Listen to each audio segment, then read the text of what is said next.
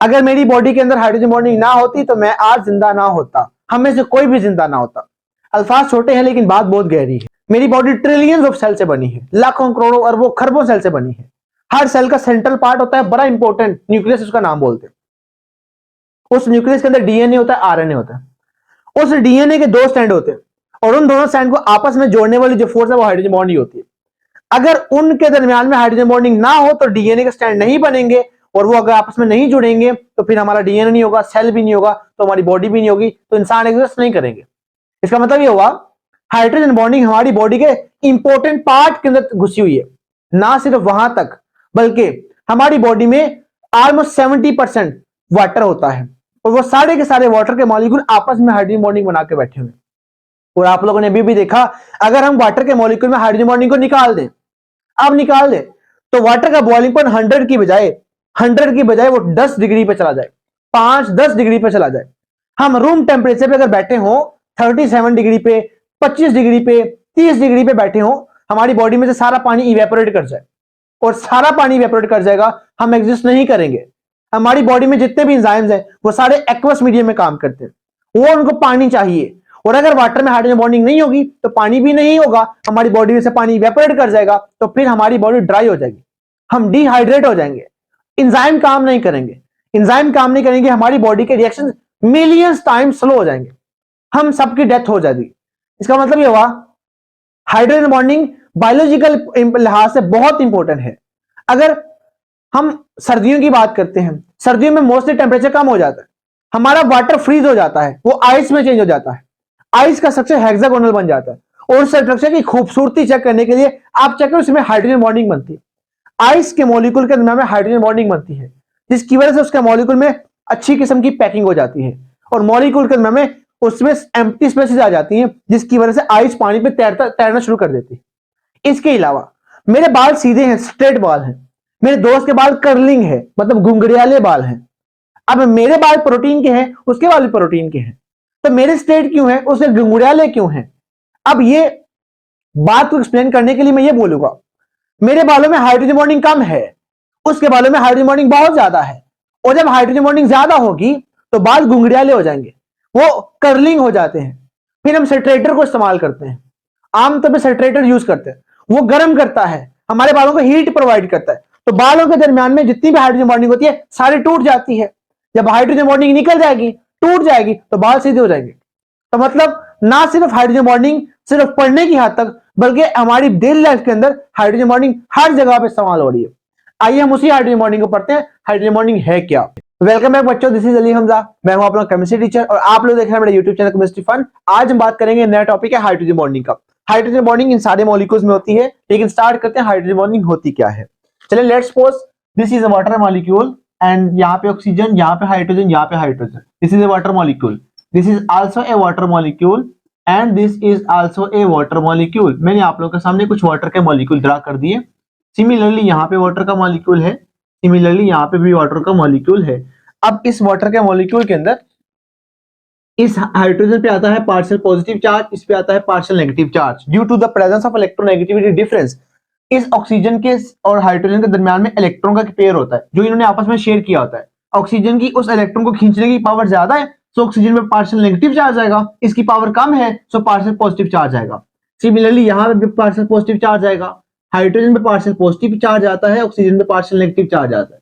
ये partial negative, partial positive, partial positive, partial positive, similarly partial positive, partial negative and partial positive and partial positive. तो ये सारे का सारा water का मॉलिक्यूल मेरे पास होगा डाइपोलर, ये पोलर मॉलिक्यूल होता है।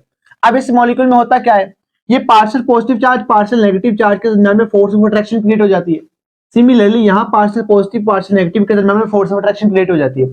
सिमिलरली यहाँ पे partial positive partial negative and partial positive partial negative के दरमियान में फोर्स ऑफ अट्रैक्शन क्रिएट हो जाती है, और इसी फोर्स ऑफ अट्रैक्शन का नाम होता है हाइड्रोजन बॉन्डिंग। इसका नाम देते हैं हम हाइड्रोजन बॉन्ड का। HB का मतलब हैप्पी बर्थडे नहीं है, इसका मतलब हाइड्रोजन बॉन्ड होता है। अब हाइड्रोजन बॉन्ड होता क्या है बच्चों, होता ये है, ये ऑक्सीजन की इलेक्ट्रोनेगेटिविटी बहुत ज्यादा है। पीरियोडिक टेबल में हमारे पास ऐसे 4 एलिमेंट्स हैं जिनकी इलेक्ट्रोनेगेटिविटी बहुत ज्यादा होती है, एक नाइट्रोजन, एक ऑक्सीजन, एक फ्लोरीन और एक क्लोरीन। तो हाईली इलेक्ट्रोनेगेटिव एटम और साथ partial positive charge hydrogen atom के दरमियान में इलेक्ट्रोस्टैटिक फोर्स ऑफ अट्रैक्शन का नाम हाइड्रोजन बॉन्ड होता है। हाइड्रोजन हाइड्रोजन बॉन्ड होता क्या है? The electrostatic force of attraction between the highly electronegative atom and partial positive charge hydrogen atom is called hydrogen bonding. अब किन मॉलिक्यूल के दरमियान में हाइड्रोजन बॉन्डिंग बनती है और किन मॉलिक्यूल में हाइड्रोजन बॉन्ड नहीं बनता, उसके लिए कंडीशंस हैं। हमारे पास ना partial positive charge hydrogen atom तो मस्ट होना चाहिए, किसी मॉलिक्यूल के पास partial positive charge hydrogen atom तो होना चाहिए। दूसरी बात, हाईली इलेक्ट्रोनेगेटिव एटम भी होना चाहिए। अब वो कौन कौन सा है? हाईली इलेक्ट्रोनेगेटिव एटम होते हैं, नाइट्रोजन भी है, ऑक्सीजन भी है, फ्लोरीन भी है और क्लोरीन भी है। पूरे पीरियोडिक टेबल में 4 ही एलिमेंट्स हैं जिनकी इलेक्ट्रोनेगेटिविटी सबसे ज्यादा है। अब इन चारों में से ना नाइट्रोजन की इलेक्ट्रोनेगेटिविटी होती है ऑलमोस्ट 3, ऑक्सीजन की होती है 3.5, फ्लोरीन की होती है 4.0 और क्लोरीन की होती है 3.2। तो मतलब पूरे पीरियोडिक टेबल में ये 4 ही एलिमेंट्स है, तो हमारे पास हाईली इलेक्ट्रोनेगेटिव एटम होना चाहिए, यानी इन चारों में से कोई एक हो सकता है। अच्छा अगली बात पढ़ते हैं। हाईली इलेक्ट्रोनेगेटिव एटम का साइज स्मॉल होना चाहिए, यह बात बहुत इंपॉर्टेंट है, याद रखिएगा। नाइट्रोजन हो गया, ऑक्सीजन हो गया, फ्लोरीन हो गया, इनका साइज बहुत स्मॉल होता है, लेकिन क्लोरीन का साइज बहुत ज्यादा होता है एज कंपेयर टू उनके। तो इसका मतलब यह हुआ कि यहां पे हम क्लोरीन की बात नहीं करेंगे, तो क्लोरीन का साइज बहुत ज्यादा होता है। पहली शर्त तुम ये लगा रहे हाईली इलेक्ट्रोनेगेटिव एटम होना चाहिए, जो कि ये सारे हैं। दूसरी शर्त क्या है कि हाईली इलेक्ट्रोनेगेटिव एटम का साइज भी स्मॉल होना चाहिए, और चूंकि क्लोरीन का साइज स्मॉल नहीं है तो क्लोरीन हाइड्रोजन बॉन्ड नहीं बना सकता। लास्ट पे हाईली इलेक्ट्रोनेगेटिव एटम के पास लोन पेयर भी होना चाहिए, तो इन सब के पास लोन पेयर होते हैं। सो अब ये सारी कंडीशन जिस मॉलिक्यूल में आएंगी वो मॉलिक्यूल हाइड्रोजन बॉन्ड बना सकता है, जिस मॉलिक्यूल में कंडीशन नहीं है तो मॉलिक्यूल हाइड्रोजन बॉन्ड नहीं बना सकता। अब देखने से समझ आ जानी चाहिए कि मॉलिक्यूल में नाइट्रोजन होना चाहिए, ऑक्सीजन होना चाहिए या फ्लोरीन होना चाहिए, और इसके साथ partial positive charge hydrogen atom होना चाहिए, तो उस मॉलिक्यूल में हाइड्रोजन बॉन्ड बनेगा। अब ये नाइट्रोजन लिखा हुआ है, हाइड्रोजन भी है तो बनेगा हाइड्रोजन बॉन्ड, हाइड्रोजन भी है, ऑक्सीजन भी है तो बॉन्ड बनेगा, HF में भी बनेगा, अल्कोहल में भी बनेगा, एसिड में भी बनेगा। तो मतलब ये हुआ कि हमें ये कंडीशंस पता होनी चाहिए, ये कंडीशंस है हाइड्रोजन बॉन्ड बनाने के लिए। अब बात करते हैं अमोनिया के मॉलिक्यूल में हाइड्रोजन बॉन्डिंग किस तरह की होती है। Let's start. अमोनिया के मॉलिक्यूल को हम स्टार्ट करने जा रहे हैं। दिस इज नाइट्रोजन एंड इसके साथ 3 हाइड्रोजन लगाते हैं, ये भी हाइड्रोजन है, यहां भी हाइड्रोजन है और यहां भी हाइड्रोजन है, और इसके पास एक लोन पेयर आता है। तो सिमिलरली मैं एक ना और बनाने जा रहा हूं। This is nitrogen, this is hydrogen, this is also hydrogen, this is also hydrogen and similarly nitrogen, hydrogen, hydrogen and hydrogen. तो मैंने सारे के मॉलिक्यूल में ना अमोनिया का मॉलिक्यूल बना दिया है। अब मुझे पता है कि अमोनिया के मॉलिक्यूल में ना सबके पास लोन पेयर होता है, नाइट्रोजन के पास लोन पेयर होता है, तो मैं जरा इसको यहाँ पे शो करवाने के लिए लिख रहा हूं यहाँ पे। अब मुझे बात और भी पता है कि इस पे आता है पार्शियल नेगेटिव चार्ज, इस पे आता है partial positive, partial positive, partial positive. अब ये आता क्यों है? ड्यू टू इलेक्ट्रोनेगेटिविटी डिफरेंस, और उसमें नाइट्रोजन की इलेक्ट्रोनेगेटिविटी बहुत ज्यादा है, जिसकी वजह से नाइट्रोजन पे पार्शियल नेगेटिव चार्ज आता है और बाकी सब पे पार्शियल पॉजिटिव चार्ज आता है। तो सिमिलरली यहाँ पे इस तरह से केस आता है। अब होता ही है, ये partial negative partial positive charge को आपस में इनमें फोर्स ऑफ अट्रैक्शन क्रिएट हो जाती है, और यहां भी फोर्स ऑफ अट्रैक्शन क्रिएट हो जाती है, और इसी फोर्स ऑफ अट्रैक्शन का नाम हमने हैप्पी बर्थडे रखा हुआ है, मतलब हाइड्रोजन बॉन्ड रखा हुआ है। आपने इसको हैप्पी बर्थडे नहीं पढ़ना, दिस इज हाइड्रोजन बॉन्ड। मैं आपके सामने एक बात और भी शो करना चाहता हूं। हाइड्रोजन बॉन्ड को हम ना मोस्टली जो नोटेशन है लिखने का तरीका, वो हम 3 डॉट से शो करते हैं, 3 डॉट के साथ शो करवाते हैं। लेकिन आप ज्यादा भी लगा ले, मुझे कोई इतराज नहीं है, लेकिन लिखने का तरीका है, एक जगह पे लिखा था कि 3 डॉट के साथ शो करवाते हैं। तो ये मैंने ना अमोनिया के मॉलिक्यूल में हाइड्रोजन बॉन्ड बना के दिखाया।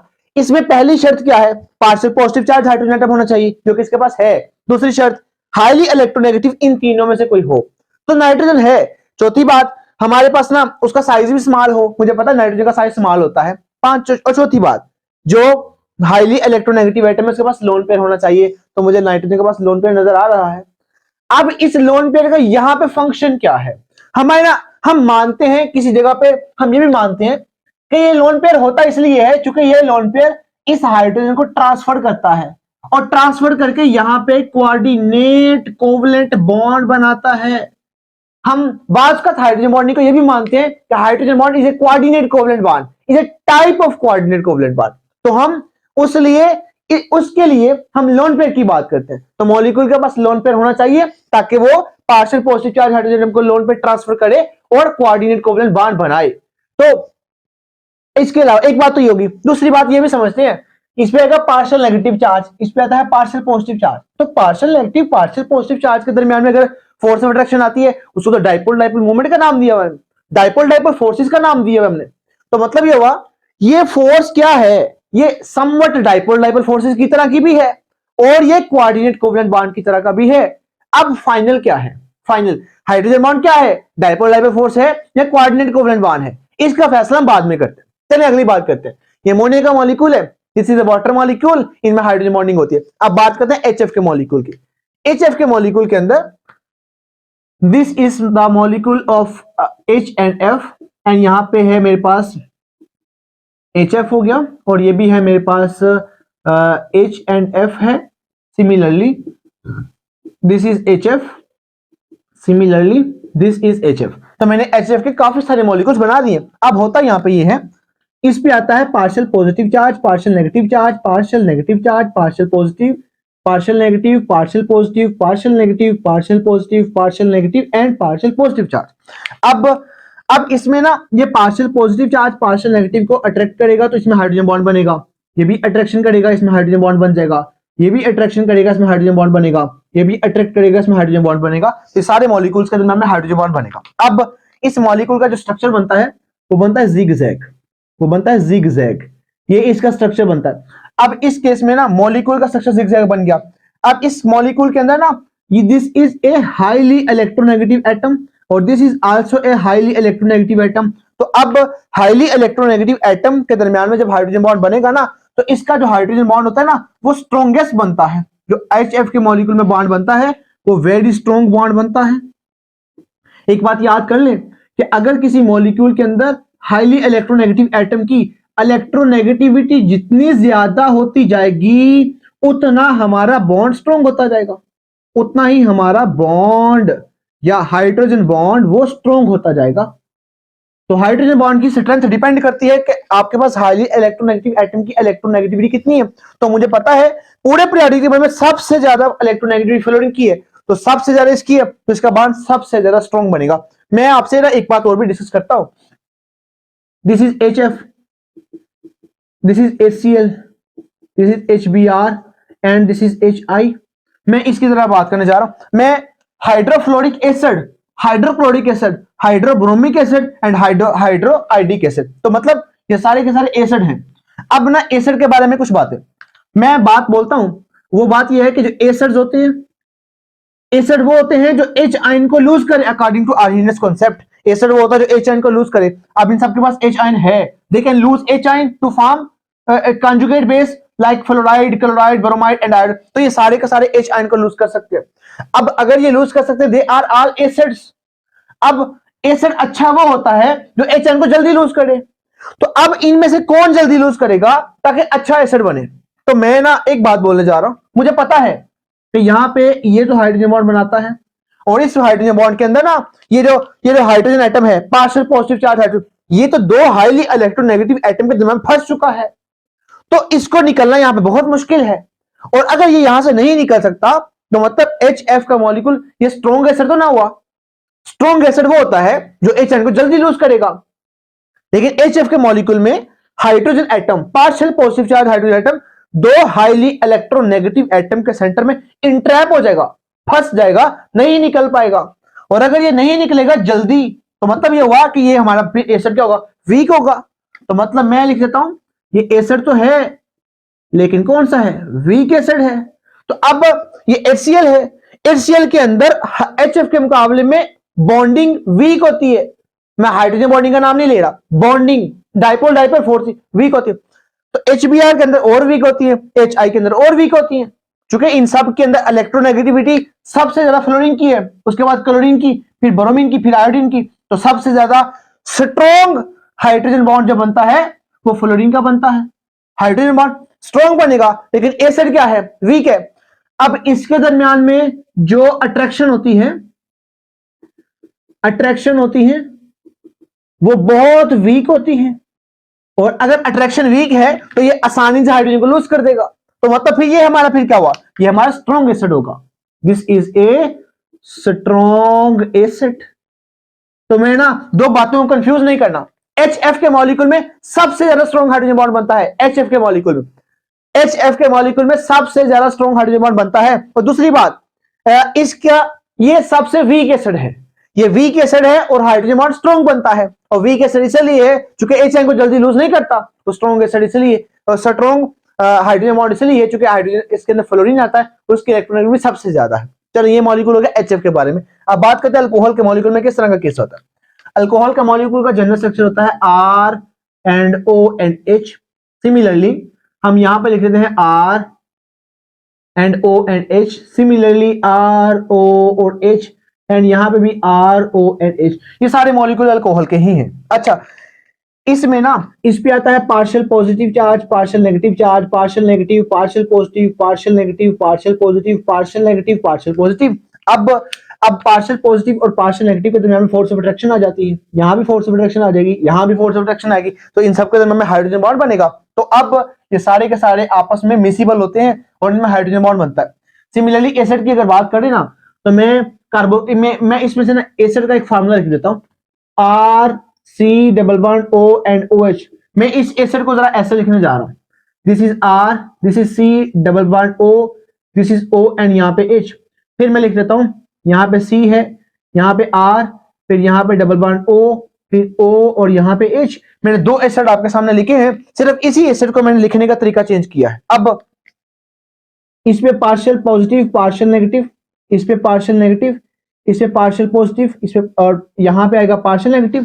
अब होता क्या है, होता यहाँ पे ये है कि यहाँ पे इन दोनों के दरमियान में हाइड्रोजन बॉन्ड बन जाएगा, इन दोनों के दरमियान में यहाँ पे हाइड्रोजन बॉन्ड बनेगा। तो हमें ये वाला जो एसिड होता है वो डाइमर की फॉर्म में नजर आता है। एक एसिड का पार्ट ये है और एक हमारे पास एसिड ये है, दोनों एसिड आपस में, दोनों मोनोमर आपस में मिलेगा तो डाइमर की फॉर्म में मिलेगा। ये हमें मिलता है डाइमर की फॉर्म के अंदर, डाइमर। और अगर फर्ज कर ये एसिटिक एसिड है, अगर ये एसिटिक एसिड है तो उसका मॉलिक्यूलर मास निकलेगा 120। लेकिन अगर सिंगल एक है ना, सिंगल मतलब हम जब ना एसिड को किसी नॉन पोलर सॉल्वेंट में डालते हैं तो वो हमें डाइमर की फॉर्म में मिलते हैं। बेसिकली वो आपस में हाइड्रोजन बॉन्डिंग बना लेते हैं और हाइड्रोजन बॉन्डिंग बनाने की वजह से उसका जो मॉलिक्यूलर मास है वो डबल आता है। अगर मैंने एसिटिक एसिड लिया हुआ है ना, तो एसिटिक एसिड का जो डाइमर होता है उसका जो मॉलिक्यूलर मास 120 आता है, लेकिन अगर सिंगल एसिटिक एसिड का निकालेंगे वो 60 आएगा। तो डाइमर ये शो करता है कि इनका मॉलिक्यूलर मास डबल आया, और उससे हमें समझ आ जाती है कि इनके दरमियान में हाइड्रोजन बॉन्डिंग हो रही है। तो मतलब ये हुआ अल्कोहल्स और एसिड्स ये हाइड्रोजन बॉन्डिंग शो करवाते हैं। अब हम बात करते हैं कि हाइड्रोजन बॉन्डिंग क्या ये बॉन्ड है कि फोर्स है। हमें नाम से लग रहा है कि हाइड्रोजन बॉन्ड का मतलब ये तो बॉन्ड है, लेकिन हम इसको बॉन्ड नहीं भी मानते और हम बॉन्ड मानते भी हैं। क्या मतलब इस बात का, हम सीखते हैं इस बात को। सबसे पहले मैंने लिखा है कोवलेंट बॉन्ड को तोड़ने के लिए 200 से लेके 400 किलो जूल पर मोल एनर्जी चाहिए। कोवलेंट बॉन्ड को तोड़ने के लिए 200 से लेके 400 किलो जूल पर मोल एनर्जी चाहिए। हाइड्रोजन बॉन्ड को तोड़ने के लिए 10 से लेके 40 किलो जूल पर मोल एनर्जी चाहिए। डाइपोल फोर्सेस को तोड़ने के लिए 5 से लेके 25 किलो जूल पर मोल। डाइपोल इंड्यूस डाइपोल फोर्सेस को तोड़ने के लिए 2 से लेके 10 किलो जूल पर मोल। और लंदन डिस्पर्शन फोर्सेस को तोड़ने के लिए 0.05 से लेके 40 किलो जूल पर मोल एनर्जी चाहिए तोड़ने के लिए। अच्छा, अब इनमें सारी बातें करते हैं। अब ना, अब अगर मैं यहां से लेके यहां तक और इसको, दिस इज ए बॉन्ड, बात तो क्लियर है ना, एक बॉन्ड है। अच्छा, मैं इसको मान दो these are called intermolecular forces. Intermolecular forces, ये आईएमएफ नहीं है, इंटरमोलिकुलर फोर्सेस ही है, ठीक है। तो मतलब अगर मैं इनको इंटरमोलिकुलर फोर्सेस मानता हूं तो वो बॉन्ड मानता हूं, तो फिर हाइड्रोजन बॉन्ड क्या है? तो फिर हाइड्रोजन बॉन्ड के लिए ना मैं बोलता हूं ये इसकी ना हाइड्रोजन बॉन्ड की वैल्यू ये शो करती है कि ये इंटरमोलिकुलर फोर्सेस से स्ट्रॉन्ग है और कोवलेंट बॉन्ड से वीकर है। तो ये इन बिटवीन उनके दरमियान में आएगा। तो अब मैं ना एक बात ये भी बोलूंगा, हाइड्रोजन बॉन्ड को ना मैं बोलूंगा it is A special type of intermolecular forces. It is A special type of intermolecular forces. मैं आज क्लियर कर देता हूं कि मैंने क्या दिया, हाइड्रोजन बॉन्ड मेरे पास special type of intermolecular forces है। मतलब मैं इसको मानता हूं कि ये इंटरमोलिकुलर फोर्स है, ये हमारे पास वो वाला इस तरह का बॉन्ड नहीं है। अब दो तरह की बातें हैं, तो दो तरह की बातें। पहली बात ये है, हम ना कुछ जगह पे कहते हैं कि हाइड्रोजन बॉन्ड डाइपोल फोर्सेस हैं, ठीक है, और कुछ जगह पे कहते हैं कि हाइड्रोजन बॉन्ड के अंदर कोऑर्डिनेटेड कोवलेंट बॉन्ड बनता है। लाइक मैंने यहां पे आपके सामने बात कर दी है। तो मतलब ये हुआ, मैं एक बात और भी करता हूं, हाइड्रोजन बॉन्ड के अंदर ना जो कोऑर्डिनेट कोवेलेंट बॉन्ड बनता है वो एज सच वैसा नहीं होता जिस तरह का कोऑर्डिनेट बॉन्ड होना चाहिए। मतलब ये हुआ उतना नहीं होता जिस तरह होना चाहिए, मतलब उसकी स्ट्रेंथ हाइड्रोजन बॉन्ड की वो कोऑर्डिनेट कोवेलेंट बॉन्ड की स्ट्रेंथ से मैच नहीं करती, ये उससे लूज बॉन्ड बनता है। और डाइपोल डाइपोल फोर्सेस की अगर मैं वैल्यूज को चेक करूं तो ये हाइड्रोजन बॉन्ड उससे स्ट्रॉन्गर होता है। तो ये एक special type of intermolecular forces हैं जो कि जिसकी एनर्जी वंडरवाल फोर्सेस से ज्यादा होती है और कोवेलेंट बॉन्ड से कम होती है, इन बिटवीन के सेंटर में आती है। इसको special type of intermolecular forces बोलते हैं। हमारी जो फर्स्ट ईयर की बुक में लिखा हुआ है ना, यही हाइड्रोजन बॉन्ड का टॉपिक, और उसमें उसने ना लिखा हुआ हाइड्रोजन बॉन्ड के बारे में कोई ये एक केमिकल, मतलब ये एक इंटरमोलिकुलर फोर्स है। कुछ जगह पे लिखा हुआ है कि केमिकल बॉन्ड है, तो मैं इसको ना टोटली डिनाई करता हूं। मैं बात बोलूंगा it is A intermolecular force. हाँ, इसको special type of intermolecular force बोल सकते हैं। चले एक बात और भी करते हैं, एक बात और आपसे कर लेते हैं। मैं ना यहां पे बात करता हूं, अगर नाइट्रोजन की जगह पे नाइट्रोजन, इसकी बात चले कर लेते हैं। ये नाइट्रोजन है, हम कहते हैं ये तो हाईली इलेक्ट्रोनेगेटिव एटम है। हाईली इलेक्ट्रोनेगेटिव एटम ऐसा कैसे हो सकता है कि वो इलेक्ट्रॉन का पेयर दूसरे एटम को दे कोऑर्डिनेट कोवेलेंट बॉन्ड बनाने के लिए? वो तो इलेक्ट्रॉन छीनेगा ना, ये देगा कैसे? हाँ, कभी कभी हम कह सकते हैं कि देने की एबिलिटी, लेकिन अगर मैं इसकी जगह पे क्लोरीन को रख देता हूं तो क्लोरीन की इलेक्ट्रोनेगेटिविटी ठीक है, वो भी इसके मुकाबले में साइज बड़ा है तो वो तो इलेक्ट्रॉन जल्दी देगा, लेकिन हम उसको मानते ही नहीं है।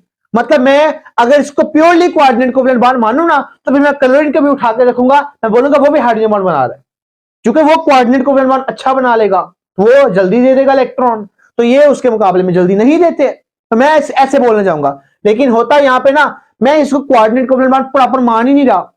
This is not a proper coordinate covalent bond and this is not a proper dipole-dipole interaction. It is a special type of intermolecular forces whose energy value is in between the covalent bond and intermolecular forces. This is चले हम सारी बातें खत्म कर रहे हैं। अब this is a special type of intermolecular forces है, मेरे पास ये सारी की सारी बातें हैं, तो इसको आज हम इंटरमोलिकुलर फोर्स ही मानेंगे, केमिकल बॉन्ड नहीं मानेंगे। और कलरिंग के बारे में कुछ बातें लोग कहते हैं कि बॉर्डर लाइन केस, क्लोरीन के बारे में बॉर्डर लाइन कैसे कहा जाता है कि कभी कभी हाइड्रोजन बॉन्ड बनाता है और कभी कभी हाइड्रोजन बॉन्ड नहीं बनाता, लेकिन मैं इस बात को नहीं मानता।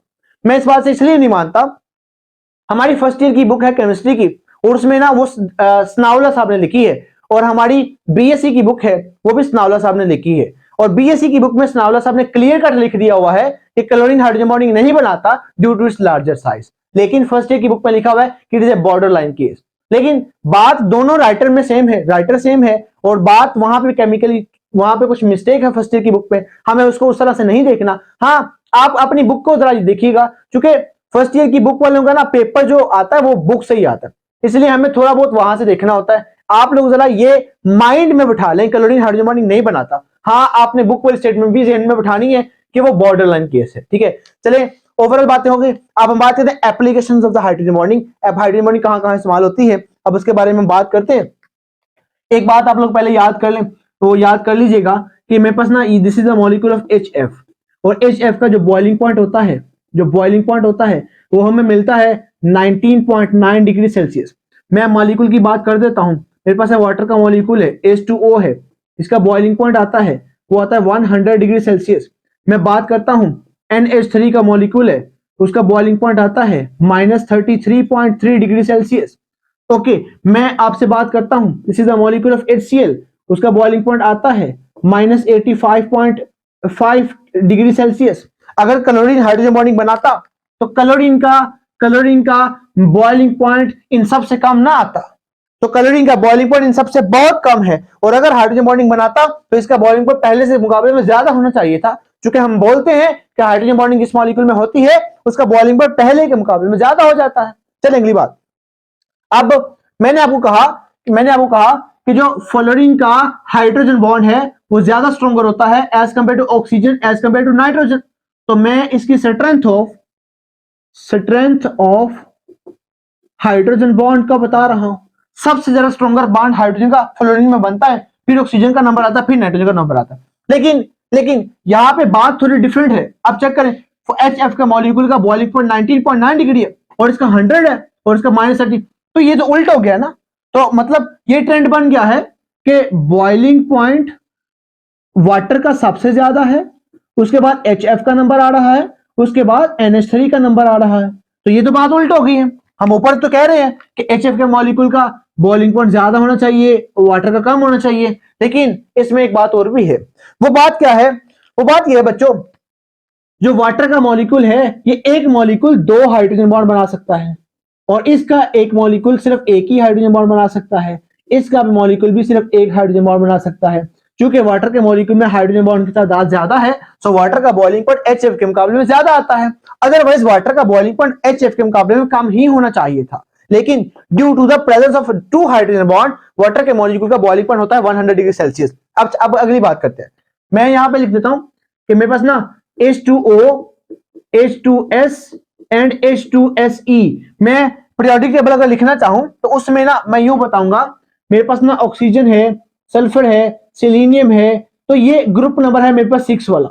इन सबके वैल्यूशन में 6 इलेक्ट्रॉन है। तो अब ऑक्सीजन की इलेक्ट्रोनेगेटिविटी की वैल्यू ज्यादा होती है और इन दोनों की इलेक्ट्रोनेगेटिविटी की वैल्यू कम होती है। तो मैंने अभी अभी कहा जब इलेक्ट्रोनेगेटिविटी की वैल्यू ज्यादा होती है तो हाइड्रोजन बॉन्ड स्ट्रॉन्ग बनता है। तो अब मैं इस मॉलिक्यूल में ये बोलूंगा कि वाटर का मॉलिक्यूल हमारे पास लिक्विड होता है और ये दोनों वाले मॉलिक्यूल्स हमारे पास गैसेस होते हैं।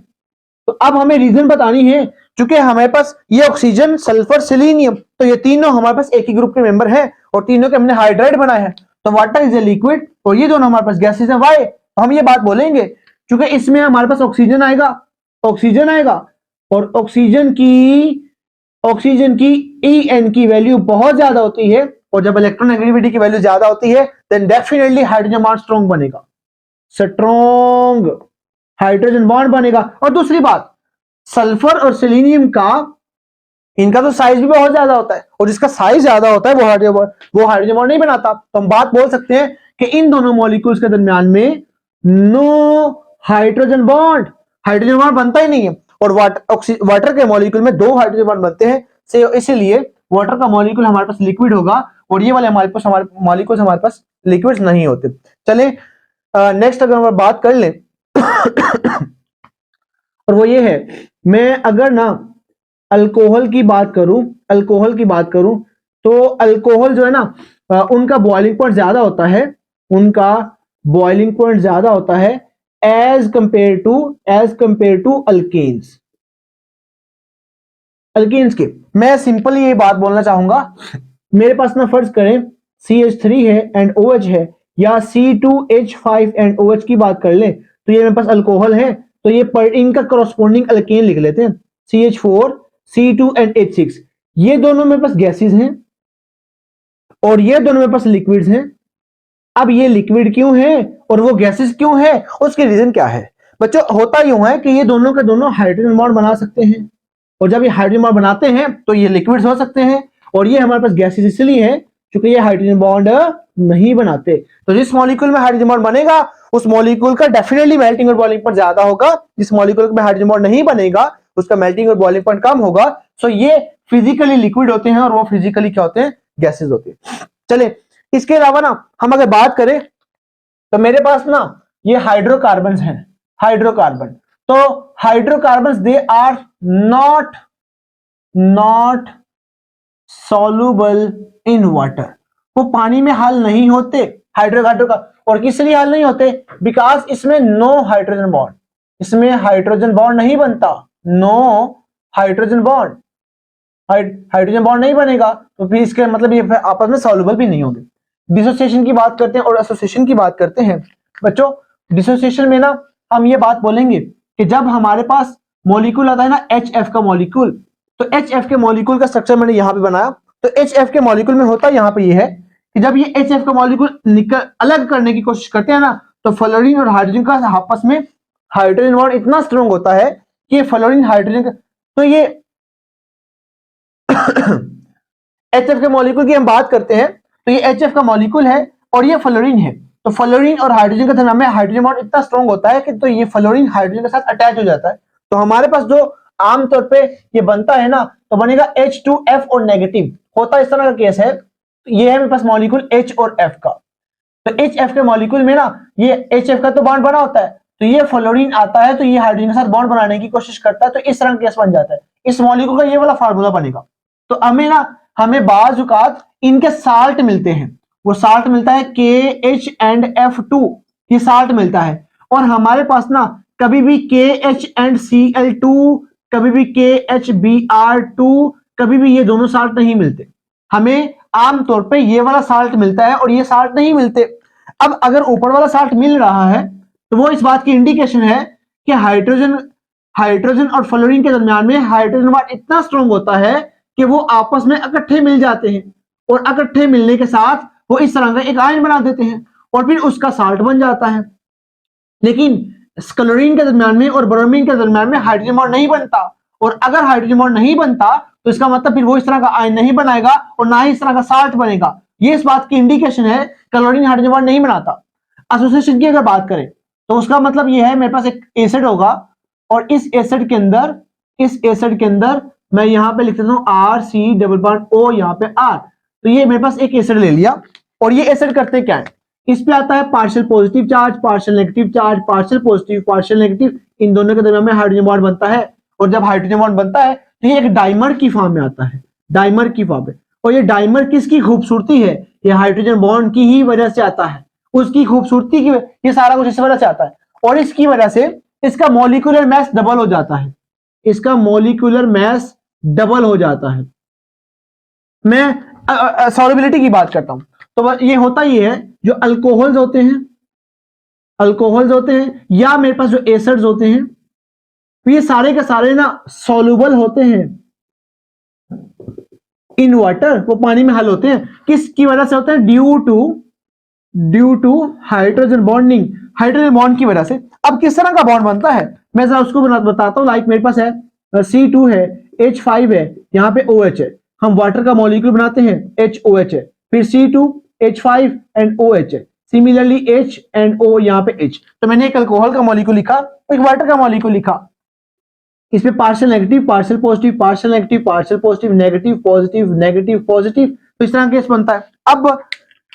अब इनके दरमियान में हाइड्रोजन बॉन्ड बन जाएगा, और यहां भी हाइड्रोजन बॉन्ड बन जाएगा, यहां भी हाइड्रोजन बॉन्ड बन जाएगा। जब हाइड्रोजन बॉन्ड बनेगा तो ये वाटर में सॉल्युबल होते हैं, इसका मतलब हर वो चीज पानी में हल हो जाती है जिसमें हाइड्रोजन बॉन्ड बनता है, तो ये पानी में हल हो जाते हैं। एसिड्स हो गए, अल्कोहल्स हो गए, और इस तरह की कोई भी चीज जिसमें हाइड्रोजन बॉन्डिंग बनती है वो पानी में हल हो जाएगा। विस्कोसिटी का मतलब ये हुआ, अगर किसी में हाइड्रोजन बॉन्डिंग बनती है तो वो ज्यादा विस्कस हो जाता है, और उसका सरफेस एरिया भी ज्यादा हो जाता है, सरफेस टेंशन भी ज्यादा हो जाती है, सरफेस टेंशन भी ज्यादा हो जाती है। मैं मिसाल यूं दूंगा, आपने हनी देखी होगी, हनी शहद की विस्कोसिटी बहुत ज्यादा होती है क्योंकि उसमें हाइड्रोजन बॉन्डिंग बहुत ज्यादा होती है। और अगर लिक्विड वाटर की बात की जाए, पानी के मॉलिक्यूल में हाइड्रोजन बॉन्डिंग शहद के मुकाबले में कम होती है, तो पानी की विस्कोसिटी कम होती है और शहद की विस्कोसिटी ज्यादा होती है। ये मतलब है विस्कोसिटी का। अब टाइप्स ऑफ हाइड्रोजन बॉन्डिंग की बात करते हैं, बड़ी दफा ये क्वेश्चन है, हाइड्रोजन बॉन्डिंग इंटरमॉलिक्यूलर और इंट्रामॉलिक्यूलर, इनमें से स्ट्रॉन्गर कौन सी है, वो स्ट्रॉन्गर कौन सी है समझने के लिए इसका थोड़ा सा कॉन्सेप्ट ले ले। अब अगली बात, हाइड्रोजन बॉन्डिंग में इंटरमॉलिक्यूलर मतलब मॉलिक्यूल्स के दरमियान में। अब मॉलिक्यूल सेम हो सकते हैं चाहे डिफरेंट हो, कोई इतराज नहीं, दो मॉलिक्यूल्स होने चाहिए, उन मॉलिक्यूल्स के दरमियान में फोर्स आएगी तो उसको बोलेंगे इंटर मॉलिक्यूलर, मॉलिक्यूल के दरमियान में। और इंट्रामॉलिक्यूलर का मतलब होता है कि आपके पास एक ही मॉलिक्यूल है और वो मॉलिक्यूल खुद ही अपने अंदर हाइड्रोजन बॉन्डिंग बनाए तो वो इंट्रामॉलिक्यूल, यानी विद इन द मॉलिक्यूल, एक मॉलिक्यूल के अंदर, और वो दो मॉलिक्यूल्स के दरमियान में आएगी। इंटरमॉलिक्यूलर दो मॉलिक्यूल के दरमियान में, और इंट्रामॉलिक्यूलर एक मॉलिक्यूल के अंदर ही हाइड्रोजन बॉन्डिंग बनती है। और अब हम एक बात बोलते हैं, जितनी ज्यादा इंटरमॉलिक्यूलर फोर्सेस ज्यादा, इंटरमॉलिक्यूलर हाइड्रोजन बॉन्डिंग जितनी ज्यादा होंगी उतना मेल्टिंग पॉइंट भी ज्यादा होगा, बॉइलिंग पॉइंट भी ज्यादा होगा, और इसके अलावा इसकी थर्मोडायनामिकल प्रॉपर्टी सारी ज्यादा हो जाएंगी। तो इंटरमॉलिक्यूलर फोर्सेस ज्यादा होंगी तो फिर मॉलिक्यूल के दरमियान में फोर्स अगर ज्यादा होगी तो फिर उसको तोड़ने के लिए एनर्जी भी ज्यादा देनी पड़ेगी, तो उस चीज को मेल्ट करने के लिए हीट ज्यादा देनी पड़ेगी, बॉयल करने के लिए हीट ज्यादा देनी पड़ेगी। सो इंटरमॉलिक्यूलर फोर्सेस ज्यादा होंगी, मेल्टिंग पॉइंट ज्यादा, बॉइलिंग पॉइंट ज्यादा। इंट्रामॉलिक्यूलर फोर्स की बात करते हैं, आप समझिए this is the molecule of ortho, nitro and phenol. This is nitro and double bond O, और यहां पे O, यहां पॉजिटिव, यहां पे negative, and this is O, यहां पे H। मैंने आप लोगों के सामने लिखा है आर्थो नाइट्रोफिनोल। इस आर्थो नाइट्रोफिनोल के अंदर यहाँ पे आता है पार्शियल नेगेटिव चार्ज, तो इन दोनों के दरमियान में यहाँ पे बन जाता है हाइड्रोजन बॉन्ड। अब अच्छा, ये आर्थोनाइट्रोफिनॉल मैंने आपके सामने बनाया, तो आर्थोनाइट्रोफिनॉल में हाइड्रोजन बॉन्ड बनता है। तो इस तरह का ना मैं आपको कुछ और बना के दिखाता हूं। लाइक मेरे पास है एक मॉलिक्यूल है, this is phenol and this is, यहां पे लगा लेते हैं हम नाइट्रो, फिर मॉलिक्यूल लिख लेते हैं आर्थोनाइट्रोफिनोल हो गया, दिस इज फिनोल, और यहां पे लगा लेते हैं NO2, this is phenol and यहां पे लगा लेते हैं हम NO2। तो ये है मेरे पास orthonitrophenol, this is ortho and this is meta and this is para. तो अब मुझे पता चला वो ये है कि आर्थोनाइट्रोफिनोल का जो बॉइलिंग पॉइंट होता है वो मुझे पता चला है कि ऑलमोस्ट होता है 45 डिग्री सेल्सियस, और इसका जो होता है वो निकलेगा 96 डिग्री सेल्सियस, इसका होता है 113 डिग्री सेल्सियस। तो अब आप लोग जरा एक बहुत बड़ी बात देखिएगा, वो ये है कि इस मॉलिक्यूल के अंदर ना ये आर्थो पे हैं, साथ साथ होंगे, तो ये दोनों आपस में ना इंट्रामोलिकुलर फोर्स बना लेंगे। अब इसमें ना ये थोड़ा दूर है, तो ये यहां से अपना OH को इस्तेमाल करके दो मॉलिक्यूल्स के दरमियान में हाइड्रोजन बॉन्डिंग बना सकता है। और सिमिलरली ये वाला मॉलिक्यूल ये यहां से इसको यूज करेगा और डायरेक्टली किसी और के साथ इंटरमोलिकुलर फोर्स बना सकता है, और यहां पे इंट्रामोलिकुलर फोर्सेस का चांसेस बहुत कम है। मतलब कहने का ये है, अगर मॉलिक्यूल में ग्रुप्स आपस में पास पास होंगे तो वो इंट्रामोलिकुलर फोर्सेस ज्यादा बना सकते हैं, लेकिन अगर ग्रुप दूर दूर होंगे फिर वो वाला मॉलिक्यूल किसी और मॉलिक्यूल के साथ इंटरमोलिकुलर हाइड्रोजन बॉन्डिंग बना सकता है। और जितनी ज्यादा इंटरमोलिकुलर हाइड्रोजन बॉन्डिंग बनेगी उतना मेल्टिंग पॉइंट भी ज्यादा होगा, बॉइलिंग पॉइंट भी ज्यादा होगा। सो इसका मेरे पास जो बॉइलिंग पॉइंट निकलेगा 45 डिग्री सेल्सियस निकलेगा, इसका 96 डिग्री सेल्सियस निकलेगा, उसका 113 डिग्री सेल्सियस निकलेगा। तो ये सारी बातें हैं आज हाइड्रोजन बॉन्डिंग के बारे में। ये है मेरा आज का लेक्चर। अगर आपको लेक्चर अच्छा लगे तो लेक्चर को लाइक भी कीजिएगा, कमेंट भी कीजिएगा, और अपने दोस्तों के साथ शेयर करना मत भूलिएगा ताकि किसी और का भी फायदा हो सके। चैनल के साथ जुड़े रहिएगा, आप लोगों से नेक्स्ट जल्दी मुलाकात करेंगे। बहुत सारा ख्याल रखिएगा। अल्लाह हाफिज।